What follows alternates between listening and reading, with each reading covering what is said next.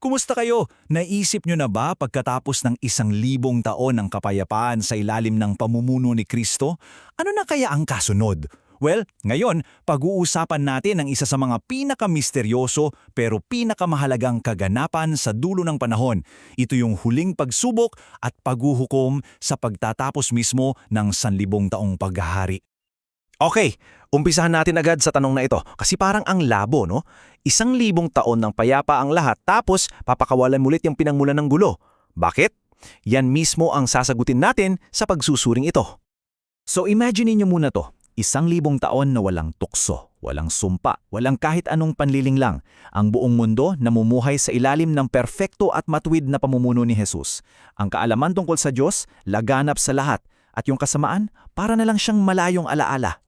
Pero kahit gaano pa kaperpekto ng mundong yon, mayroon pa ring isang huling kabanata na kailangang mangyari.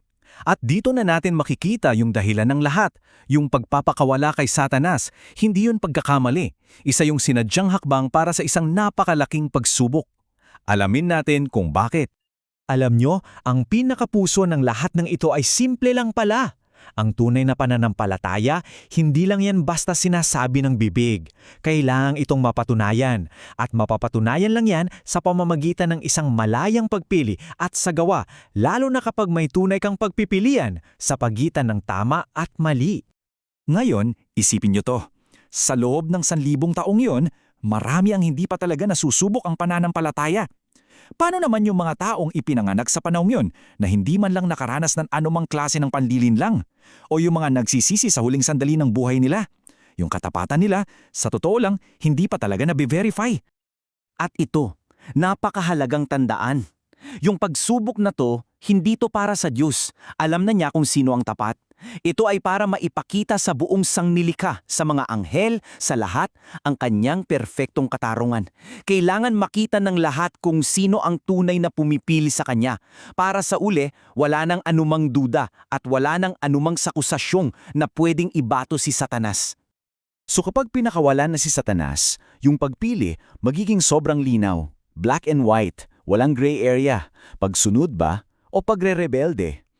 Ang bawat isang tao kailangang mamili kung kanino sila papanig at ipapakita nila yon sa pamamagitan ng kanilang mga gawa. Sige, punta na tayo sa susunod na yugto. Paano nga ba magaganap itong pagsubok na to? Dito na papasok yung tinatawag na huling pag-aalsa. Sa propesiya, tinutukoy ito bilang pangtitipunan ng Gog at Magog. Ito yung mga bansang malilinlang ni Satanas. Mismong kasulatan na ang nagsabi, di ba? Pagkatapos ng 1,000 taon, ang unang-unang gagawin ni Satanas ay maghasik ulit ng panlinlang. At ang goal niya, simple lang, bumuo ng isang huling napakalaking hukbo para labanan ng Diyos at ang kanyang mga tao. At ito yung nakakagulat. Isipin nyo, kahit pagkatapos ng 1,000 taon ng kapayapaan at direktang pamumuno ni Kristo, ang dami pa ring malilinglang. Sobrang dami na inihalin tulad sila sa buhangin sa dagat. Pinapakita lang nito na kahit nasa perpektong kapaligiran ka na, kung yung puso ng tao ay gustong pumili ng masama, pipiliin pa rin niya. At yung plano nila na inilarawan si Ezekiel, kitang-kita yung kasakiman at kayabangan. Akala nila, sisiw lang ang lahat. Sasalakayin nila yung mga taong payapang namumuhay, yung mga walang depensa, para lang magnakaw. Ang target nila, yung kampo ng mga banal at yung minamahal na lungsod. Pero yung pag-aalsa nila, napakaikli lang yan. Tingnan natin ngayon kung gaano kabilis at katiyak ang magiging katapusan ng rebelyong ito at kung paano matutupad ang mga sinaunang propesiya. Matagal na itong nakasulat sa lumang tipan. Inihayag na kung paano mismo hahatulan ng Diyos itong huling hukbo.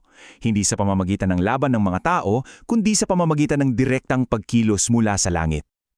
At yan na nga, ang direktang katuparan ng propesiya. Dito makikita yung sukdulang kapangyarihan at ang pagiging pinal ng hatol. Walang laban, walang takas, sa isang iglap tapos ang rebelyon. At ito, yung pinaka-importante sa lahat, yung mismong pinagmulan ng lahat ng kasamaan, yung manlilinlang, tatanggapin na niya ang kanyang huling hatol. Game over na. Itatapon siya sa lawa ng apoy at ang parusa niya doon walang hanggan.